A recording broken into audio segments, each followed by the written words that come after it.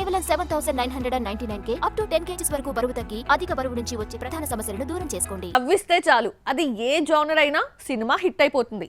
సంక్రాంతికి వచ్చిన మనశంకర వరప్రసాద్, అనగనగా ఒక రాజు, నారీ నారీ నడుమ మురారి, భర్త మహాశైలకు విజ్ఞప్తి సినిమాలు నిరూపించాయి.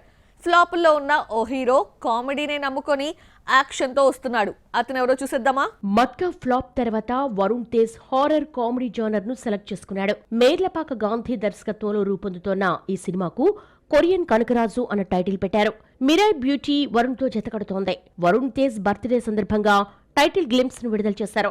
రిలీజ్ డేట్ ప్రకటించకపోయినా సమ్మర్ లో రిలీజ్ చేస్తామంటున్నారు మేకర్స్. సినిమా సెట్స్ పైకి వెళ్లడానికి ముందు జోనర్ ఏమిటో చెప్పడానికి 4 నిమిషాల 20 సెకండ్ల వీడియోను రిలీజ్ చేశారు.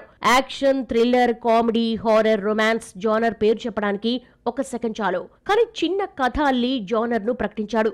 గాంధీవదార అర్జున, ఆపరేషన్ వ్యాలంటైన్, మట్కా వంటి హ్యాట్రిక్ ఫ్లాప్స్ తర్వాత వరుణ్ ఎలాంటి సినిమాతో వస్తాడనుకుంటే ఎవ్వరూ ఊహించని విధంగా హారర్ కామెడీని ఎంచుకున్నాడు.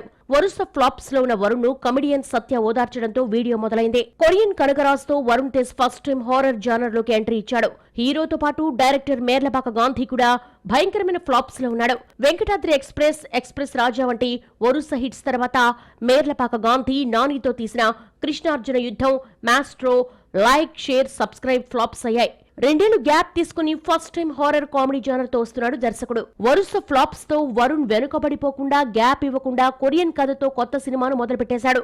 జానర్ ఏదో చెప్పడానికి రిలీజ్ చేసిన వీడియోతో ఇంప్రెస్ చేశాడు దర్శకుడు.